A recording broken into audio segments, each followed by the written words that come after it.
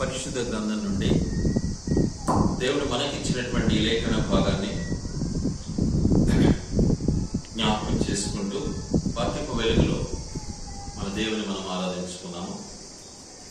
జాగ్రత్తగా మాటలు జ్ఞాపకం పెట్టుకోవాలి. వాక్యానుసారంగా ఆరాధించడం మనం నేర్చుకోవాలి. చదివినటువంటి లేఖన భాగానుసారంగా ఒకసారి జ్ఞాపకం చేసుకుందాం. దయచేసి ఆలకించండి. 3వ వచనం, యెహోవా 3వ వచనం, యెహోవా పాతాళములో నుండి నా ప్రాణమును లేవదీసితివి, నేను గోతిలోనికి దిగకుండా నీవు నన్ను బ్రతికించితివి. పాతాళములో నుండి నా ప్రాణమును లేవదీసితివి, గోతిలో పడకుండా గోతిలోనికి దిగకుండా నీవు నన్ను బ్రతికించితివి. దావీదు మహారాజు యొక్క ఆరాధన స్థుతి అమూల్యమైనటువంటిది. మనం ఎంతో నేర్చుకోవాలి దావీదు మహారాజు ద్వారా. ఇంత అంతగా మనమైతే ఏం నేర్చుకునే వాళ్ళం కావు.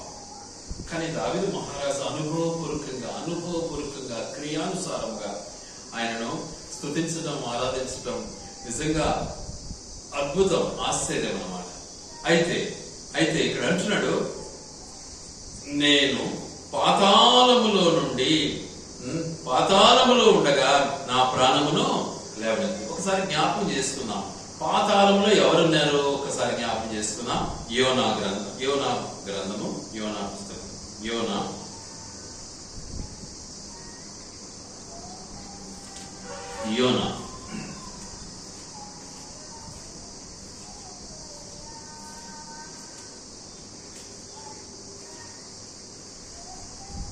చూద్దాం. 2వ అధ్యాయము 1-2 వచనాలు చదువుకున్నాం.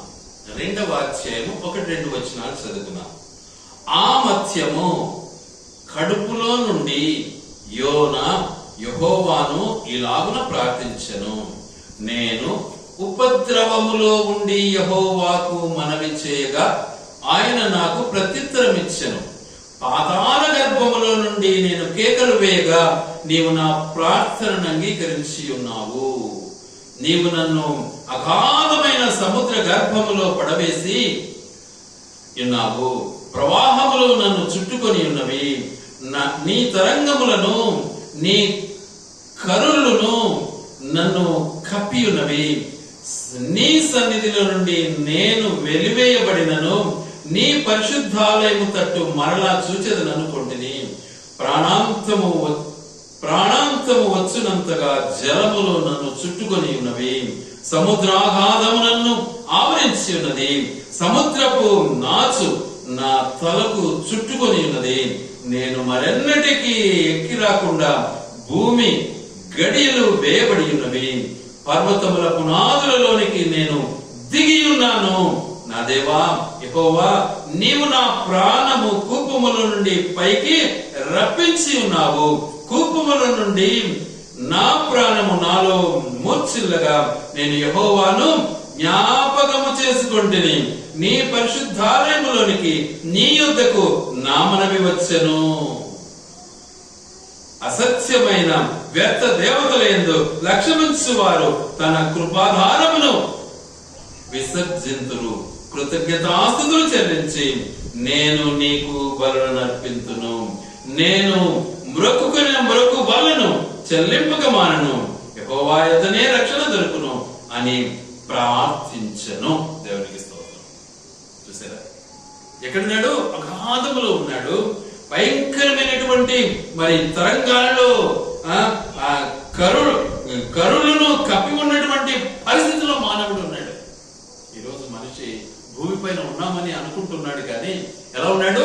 అగాధములో కృంగిపోయి ఉన్నాడు, అగాధములో చిక్కుపోయి ఉన్నాడు, పాతాళ గర్భములో బాధపడుతూ ఉన్నాడు, యాతన పడుతున్నాడు. కానీ మనిషికి తెలియడం లేదు.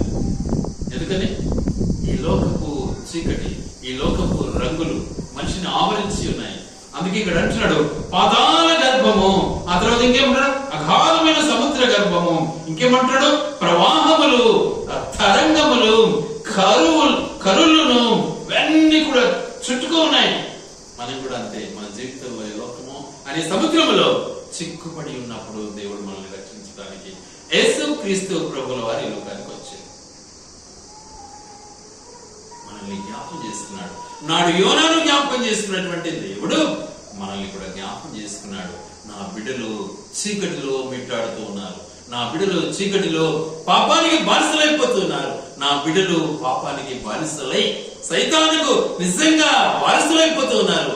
మరి నా దేశము, నా యొక్క రాజ్యము నా బిడ్డలతో నింపబడాలి కదా అన్నటువంటి తన యొక్క ఆశయాన్ని నెరవేర్చడానికి యేసు క్రీస్తు ప్రభుల వారు ఏం చేశాడు? నరరూపిగా మన మధ్యకి వచ్చాడు. ఎలా ఉన్నాడు? మొట్టమొదట ఒక్కసారి జ్ఞాపకం చేసుకున్నాం. ఆయన ఎలా ఉన్నాడు? మొట్టమొదట చూద్దాం. యోహాను పత్రిక, యోహాను సువార్త 1వ అధ్యాయము 1వ వచనం. ఆదియందు వాక్యం ఉండెను, వాక్యము దేవుని యొద్ద ఉండెను, వాక్యము దేవుని ఉండెను. ఎలా ఉన్నాడు ఆ రోజు దేవుడు? యేసు ప్రభు దేవుని యొద్ద ఉన్నాడు, దేవుడై ఉన్నాడు. ఈనాటి దేవుడు కాదు యేసు ప్రభు.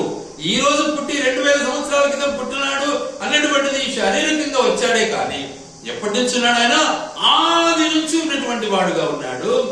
ఆదిలోనే దేవునితో ఉన్నటువంటి వాడుగా ఉన్నాడు. ఆదిలోనే తండ్రితో ఉన్నటువంటి వాడుగా ఉన్నాడు. ఇంకా ఎలా ఉన్నాడు ఆయన అంటే చూద్దాం. ఆ మాటల్లో ఒక్కసారి గమనిద్దాం. 5వ అధ్యాయం, 17వ అధ్యాయం, యోహాను సువార్త 17వ అధ్యాయం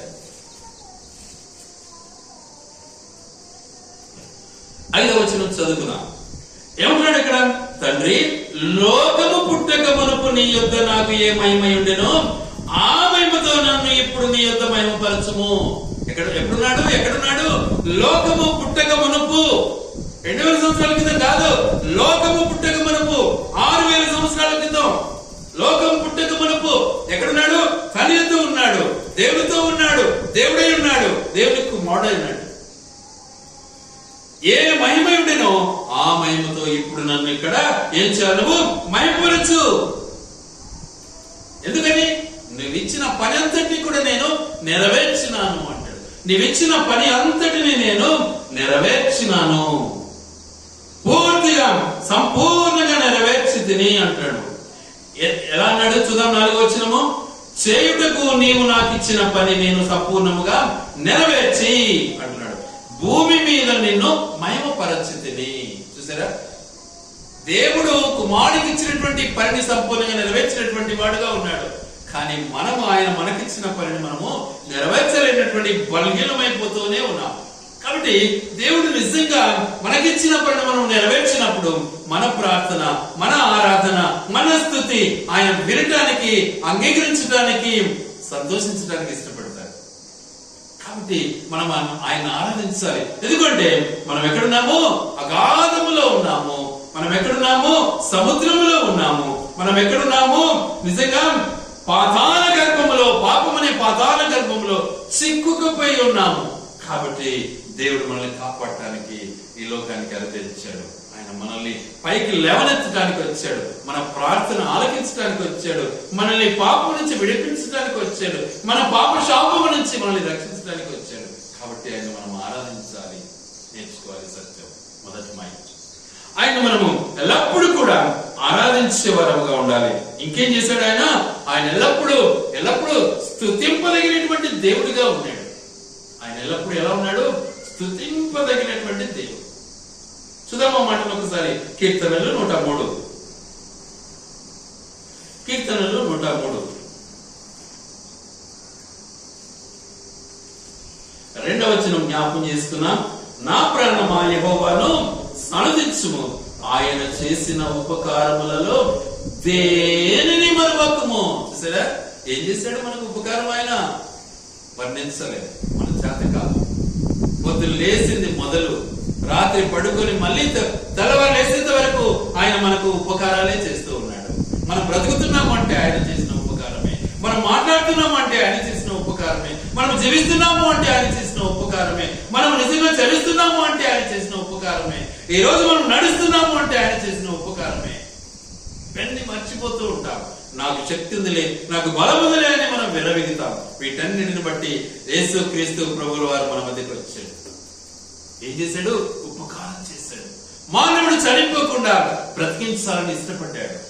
మానవుడు మట్టికి మరలా చేరకుండా మానవుని మరలా పరలోకానికి చేర్చాలి స్థిరపరచాలని యేసుక్రీస్తు ప్రభువుల వారు మన మధ్యకి వచ్చాడు. కాబట్టి మన జీవితంలో మనం ఈ సత్యాన్ని మర్చిపోకూడదు. ఆయన వచ్చిన తన ఉద్దేశాన్ని మన పట్ల నెరవేర్చాలని. అందుకే అంటాడు, ఆయనకు పని ఇచ్చాడు దేవుడు. ఏ రోజైతే ఆదాము అమలు చేశాడు, ఆ రోజే ఏం చేశాడు, దేవుడు కుమారుడికి ఒక పనిని ఆపాదించాడు. ఏం చేశాడు, ఆదాము తప్పు చేశాడు, ఆదాము ఆజ్ఞను అతిక్రమించాడు. కాబట్టి నువ్వు సిద్ధపడాలి. ఇప్పుడు ఏం చేయాలి, ఆ ప్రాయశ్చిత్తార్థ బలిగా అర్పించబడి వారిని కాపాడాలి అన్నాడు. ఆ రోజు నుంచి పని ప్రారంభమైపోయింది యేసుక్రీస్తు ప్రభువుల వారు. మనకు కూడా మన జీవితంలో ఒక ఆత్మ కొరకైనటువంటి ప్రయాసము అనుభవించడంలోనే మనము నిమగ్నమై ఉండాలి అన్నది దేవుని యొక్క ఉద్దేశం. అందుకే ఆయన సెలవిస్తున్నటువంటి మాటను మనం ఒక్కసారి జ్ఞాపకం చేసుకుంటే, ఆయన ఏమంటారు వాక్యము, నా ప్రాణమా యెహోవాను ఏం చేయాలి, సన్నుతించాలి, ఎల్లప్పుడూ స్తుతించాలి. సన్నుతించడం అంటే ఏమాత్రం కూడా గ్యాప్ లేకుండా స్తుతించడమే, ఎల్లప్పుడు కూడా. అందుకే అంటాడు, చిరకాలము నేను ప్రభు మందిరములో వసించద నిరతం సంతసముగనందున్ యెహోవన కాపరి నాకులేమీ లేదు పక్షిక గల చోట్ల మాసికతో నడుపు. చిరకాలము, ఈ రోజు ఆ రోజు కాదు, ఏదో ఒక ఆదివారమే కాదు, ఆది సోమ మంగళ బుధ బేస్త శుక్ర శని 7 రోజులు ఆయన స్తుతించడమే మన భాగ్యం. ఆయన మనకి ఇచ్చినటువంటి భాగ్యం ఇది. అందుకే దావీదు మహారాజు దినానికి ఎన్నిసార్లు స్తుతిస్తాడు, 7 సార్లు స్తుతిస్తాడు. దినానికి ఎన్నిసార్లు ఆరాధిస్తాడు, ప్రార్థిస్తాడు, ఆయన 3 సార్లు ప్రార్థిస్తాడు. మనం ఎన్నిసార్లు దేవుని స్తుతిస్తాం దినమంతా? కావాలంటే 10 సార్లు అయినా ప్రార్థన చేస్తాం, కానీ స్తుతించలేం. మన చేత కాదు. ఎందుకు చేత కాదు? ఆయన గొప్పతనాన్ని మనం వర్ణించలేం, మన చేత కాదు. కారణం, సంపూర్ణమైనటువంటి రక్షణలో మనం లేవు. దావీదు మహారాజు తెలుసుకున్నాడు, గ్రహించాడు, నా దేవుడు సంపూర్ణుడు, నేను సంపూర్ణుడిగా జీవించాలని ఇష్టపడ్డాడు. నా దేవుడు సత్యవంతుడు, ఆయన ప్రకారం నేను జీవించాలని ఇష్టపడ్డాడు. దావీదు మహారాజు నిజంగా ఆయన ఎల్లప్పుడూ స్తుతించేవాడుగా ఉన్నాడు. మనమైతే మనం ప్రార్థన చేయడానికే మనకు సమయం సరిపోతుంది, ప్రార్థనకే టైం ఉండదు. ఇక ఎప్పుడు స్తుతిస్తాం మనం? ఆలోచించాలి ఒకసారి. దేవుని ఎల్లప్పుడూ మనం స్తుతించడం నేర్చుకోవాలి. ఎల్లప్పుడూ ఆయన స్తుతించడం మనకు అవసరం. చూడండి దయచేసి ప్రకటన గ్రంథం 21వ అధ్యాయం 4వ వచనం. ప్రకటన గ్రంథం 21వ అధ్యాయం 4వ వచనం.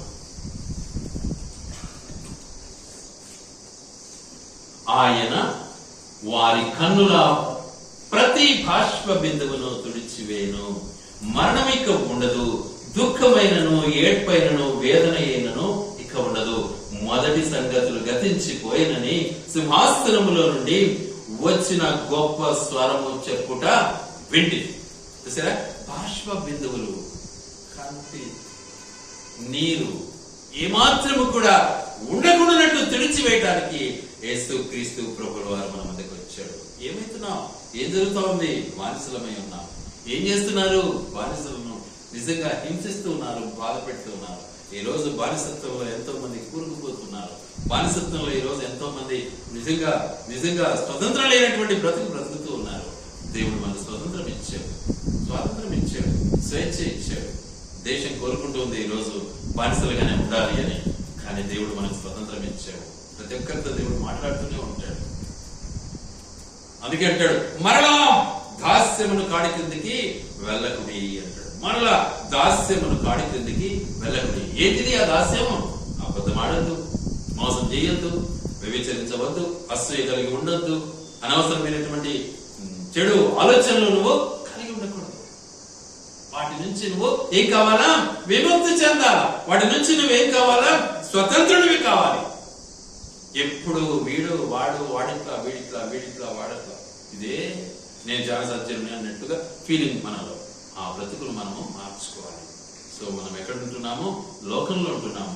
లోక పరిస్థితి ఎలా ఉంటుంది అంటే, వాస్తవానికి నిజంగా ప్రభు యొక్క కృప ద్వారా మనమంతా కూడా ఏమైతున్నామో బ్రతుకుతున్నాము అన్న సత్యాన్ని మనం మర్చిపోకూడదు. అందుకే యేసు క్రీస్తు ప్రభుల వారు మన మధ్యకు వచ్చాడు. ఆయన నిజంగా స్తోత్రాలుడై ఉన్నాడు, స్తుతిపాత్రుడై ఉన్నాడు. కాబట్టి ఆయన ఎల్లప్పుడూ స్తుతించడం మనం నేర్చుకోవాలి.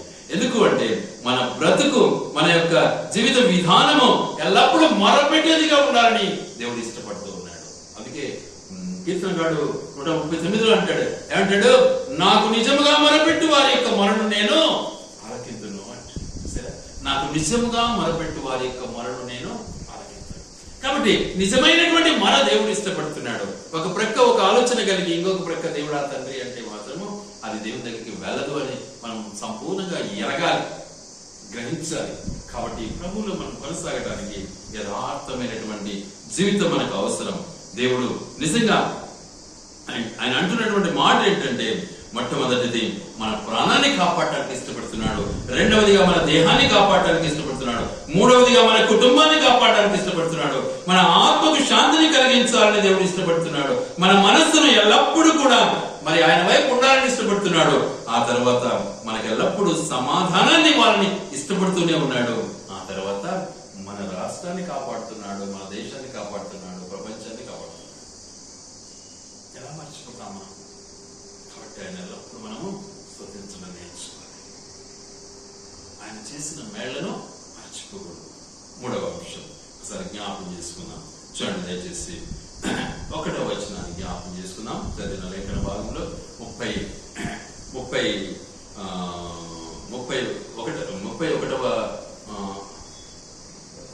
30వ అధ్యాయము 1వ వచనం, యెహోవా నా శత్రువులను నా విషయమై సంతోషింపనీయక నీవు నన్ను ఉద్ధరించి ఉన్నావు, అందుకై నేను నిన్ను కొనియాడుచున్నాను, అందుకై నేను నిన్ను స్తుతిస్తూ ఉన్నాను. అందుకై ఏడనాడు శత్రువు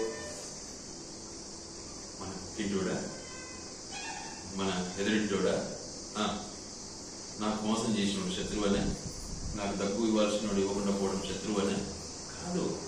అది కాదు. అసలు శత్రువు ఎక్కడున్నాడు? నీలోనే ఉన్నాడు. వాడిని జయించడం నేర్చుకోవాలి.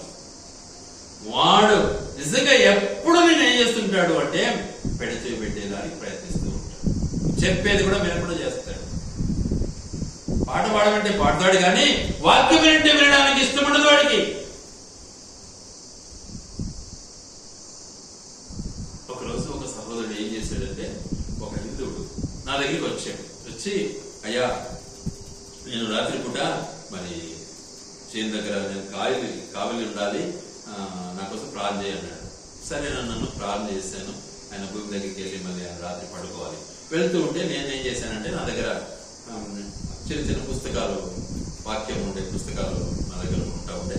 ఆ సమయంలో ఇదిగో ఈ పుస్తకం చెవిలో పెట్టుకో, ఇది దేవుని వాక్యము, జాగ్రత్తగా వెళ్ళు అని చెప్పి ఇచ్చాను.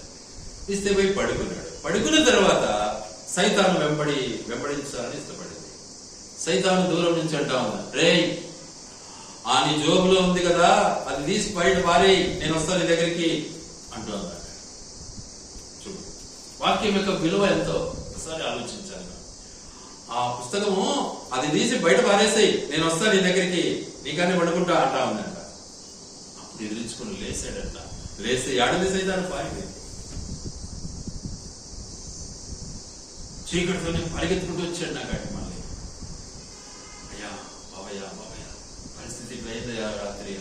చూడు ఎంత దేవుడు ఎంత అద్భుత రీతిగా కాపాడడానికి ఇష్టపడుతున్నాడు. ఆయన వాక్యము ఎంత విలువైనదో, ఆయన వాక్యంలో ఉన్న శక్తి ఏంటిదో, ఆయన వాక్యంలో ఉన్న పవిత్రత ఏంటిదో, ఆయన వాక్యంలో ఉన్నటువంటి అద్భుత కార్యం ఎలాంటిదో ఒకసారి ఆలోచించాలి. సో ఆ వాక్యం మీ హృదయంలో ఉందా? ఆ వాక్యం మీ హృదయంలో చేర్చుకున్నావా? ఆ వాక్యానికి నువ్వు కట్టుబడి జీవిస్తున్నావా? జోబులో ఉంటేనే సైతాను పారిపోతున్నాడు అంటే నీ హృదయంలో ఉంటే సైతాన్ నీ దగ్గరికి రాగలదా? ఆలోచించు. కాబట్టి యేసు ప్రభు నిజంగా నీ శత్రువుని ఏం చేస్తున్నాడు? తారిమి కొడుతూ ఉన్నాడు. మరి ఆయన స్తుతించవాను. నీ జీవితంలో దేవునికి నువ్వు చోటిచ్చావా? ఆలోచించుకోవాలి. నీ జీవితంలో నీ దేవునికి నువ్వు చోటిచ్చావా? ఇస్తే ఎలా ఉంటావు? ముందే చెప్పానన్నమాట. ఇస్తే ఎలా ఉంటావు? ప్రాణ భయం కలిగి ఉండవు, ధైర్యంగా ఉంటావు. ఉంటావు నువ్వు? నీ దేహం విషయంలో ఎంత మాత్రము నువ్వు దుఃఖించవు. ఎలా ఉంటావు నీవు? కుటుంబ విషయంలో నిర్భయంగా ఉంటావు, సంతోషంగా ఉంటావు. ఎలా ఉంటావు నీవు? ఆత్మ ఆనందంగా ఉంటుంది నీలో. ఎలా ఉంటావు నీవు? ఎల్లప్పుడూ నీ మనస్సు సంతోషంగా ఉంటుంది, ఆయన స్తుతిస్తూ ఉంటుంది. ఎలా ఉంటావు నీవు? ఎల్లప్పుడూ కూడా సమాధానం కలిగి ఉండటానికి ఇష్టపడతావు, అల్లరికి చోటు ఇవ్వవు. ఇంకా ఎలా ఉంటావు నీవు? నీ కొరకు, నీ కుటుంబం కొరకు, నీ రాష్ట్రం కొరకు, నీ సంఘం కొరకు, నీ దేశం కొరకు ప్రార్థించే మనవిగా ఉంటావు నీవు.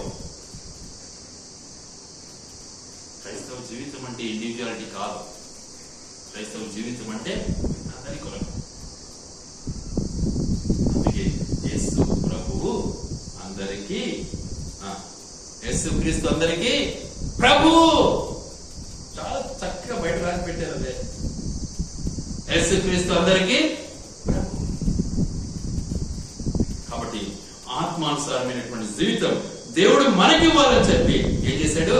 మనలో ఉన్న శత్రువును కలిపి కొట్టడానికి ఇష్టపడ్డాడు, మనకి సంతోషాన్ని ఇవ్వాలని ఇష్టపడుతున్నాడు. అందుకే దావీదు మహారాజు అంటున్నాడు, యెహోవా నా శత్రువులను నా విషయమై ఎంతో సంతోషింపనీయక నీవు నన్ను ఉద్ధరించి ఉన్నావు. కాబట్టి నేను నిన్నేం చేస్తాను? స్తుతిస్తాను, ఆరాధిస్తాను. కాబట్టి శత్రు భయం నుంచి నేను విడిపించడానికి దేవాది దేవుడు మనకు దిగించాడు, స్వతంత్రం ఇచ్చాడు. మనం ఇంకా బానిసలంగానే ఉంటూ ఉన్నాం. చెప్పుకుంటాం, నమ్మినాము అంటామే గాని బానిస జీవితం మనకు పోదు. చాలా వరకు ఆలోచించండి ఒకసారి. వాటి నుంచి మనం తేరుకోవాలి, వాటి నుంచి బయటపడాలి, వాటి నుంచి మనము బయటికి రావాలి. కాబట్టి దేవుని యొక్క ఉద్దేశాన్ని మనము గ్రహించాలి. వాటిని మనం అనుసరించకపోతే మన బ్రతుకు వేస్ట్. పరలోక రాజ్యం మనం చేయాలి.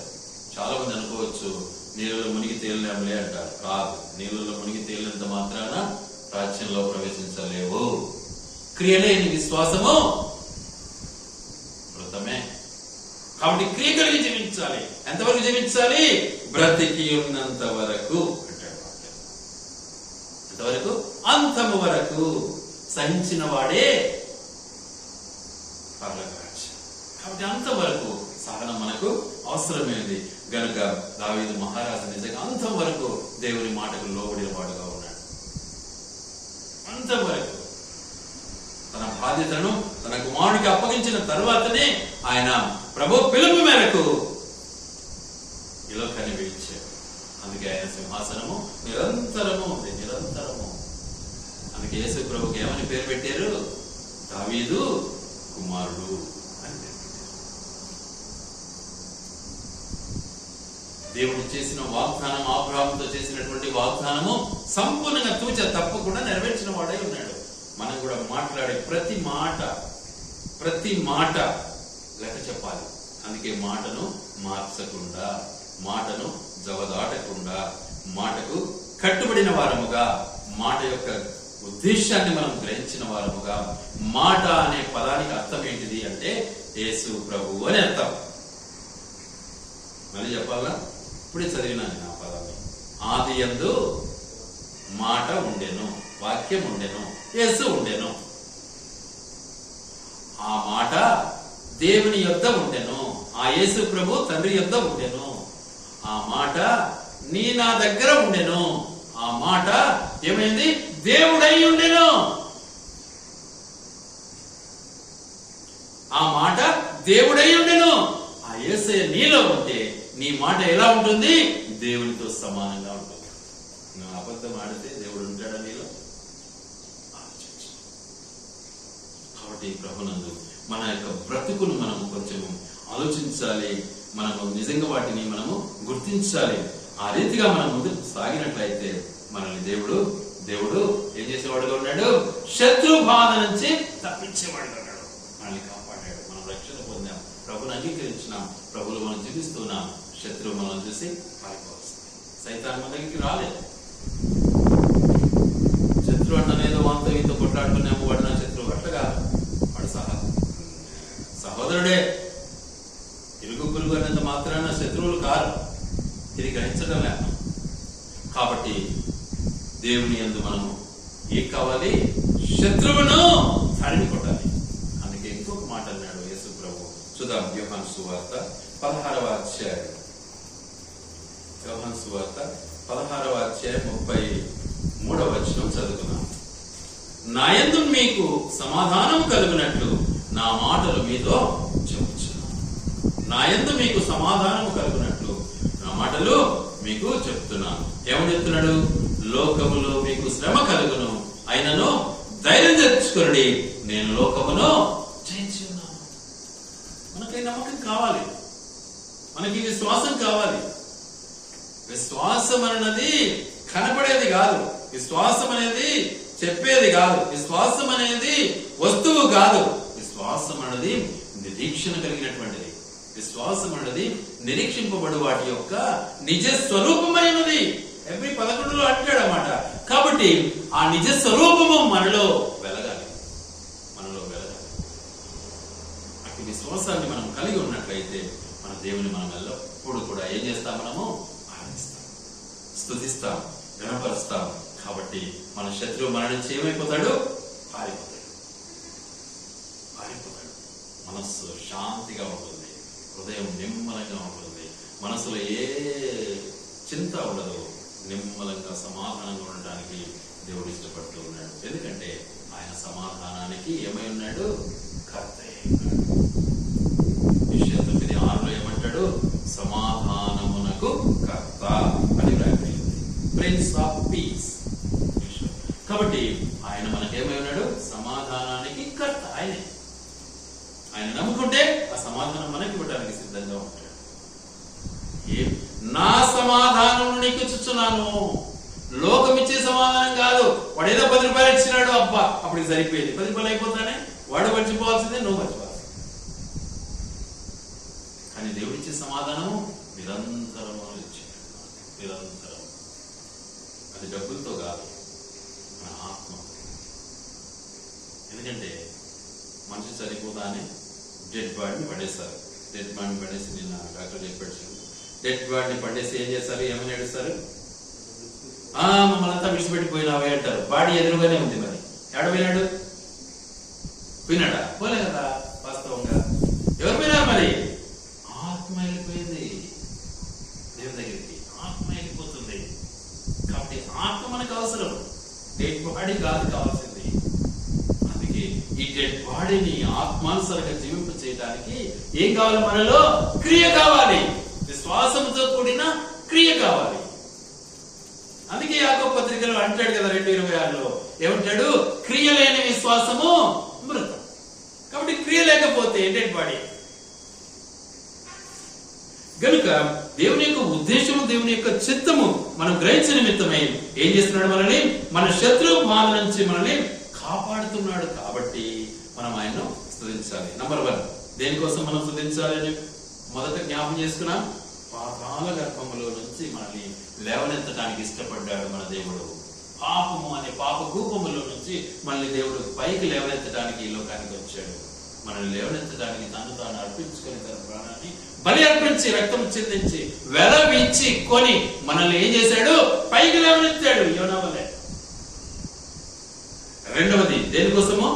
ఆయన ఎల్లప్పుడూ స్తుతింపదగినటువంటి వాడుగా ఉన్నాడు. కారణం మనకు సమాధానం ఇవ్వాలి, మనకు నిజంగా మన దేహానికి ఆరోగ్యం ఇవ్వాలి, మనకు కావాల్సినటువంటి మరి ప్రాణ రక్షణ ఇవ్వాలి, మనకు కావాల్సినటువంటి ఆత్మీయమైనటువంటి జీవితాన్ని ఇవ్వాలి, మనకు ఎల్లప్పుడూ కూడా మన మనసులో నెమ్మది ఇవ్వాలి, ఎల్లప్పుడూ కూడా మనకు సమాధానం ఇవ్వాలి. మన అందరి కొరకు ప్రార్థన చేసేవారుగా ఉండాలి. ఇది దేవుడు మనకి ఇచ్చినటువంటి రెండవ భాగ్యం. ఆయన మనం స్తుతించడం నేర్చుకోవాలి. మూడవ అంశం ఏమిచ్చాడు? మన శత్రువు నుంచి మనల్ని విడిపించడానికి నేను ఈ లోకమును జయించి ఉన్నాను. కాబట్టి మీరు భయపడినక్కర్లే, ధైర్యంగా ఉండండి అంటున్నాడు. ఎంత ధైర్యం ఇచ్చాడు! శత్రు బాధ నుంచి మనం విడిపించడానికి ఈ లోకానికి వచ్చాడు. ఇక ఇంకొక మాటను జ్ఞాపకం చేసుకుని నేను ముగిస్తాను. చూడండి ఏమంటున్నాడు? 11వ వచనం, 30వ కీర్తన 11వ వచనం చదువుకున్నాం. నా ప్రాణము మౌనముగా నుండక నిన్ను కీర్తించినట్టు నా అంగలార్పును నీవు నాట్యముగా మార్చి ఉన్నావు. ఏం చేస్తాము? ఇన్ని చేసిన మన దేవునికి మనం ఏం చేయాలి?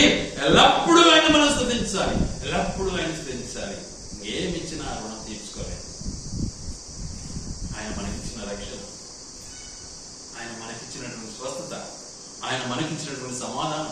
ఆయన మనకిచ్చినటువంటి మరి ఏమంటారు పాప క్షమాపణ అన్నిటిని బట్టి ఎల్లప్పుడూ కూడా మనం ఏం చేయాలి? ఆయన్ను స్తుతించాలి, ఆయన ఆరాధించాలి. ఎందుకు అంటే ఆయన ఏం చేశాడు? మన యొక్క కన్నుల బాష్ప బిందువును కూడా తుడిచివేయడానికి లోకానికి వచ్చాడు. ఏడ్చకూడదు, నువ్వు ఇక ఏడుపు ఉండదు, కన్నీరు ఉండదు. ఏముంటుంది అక్కడ? ఆనందమే ఆనందం. చూడండి దయచేసి ప్రకటన గ్రంథం 21:4 ఎప్పుడే మనం చదివాము ఒక మాట అక్కడ. ప్రకటన గ్రంథం 21:4.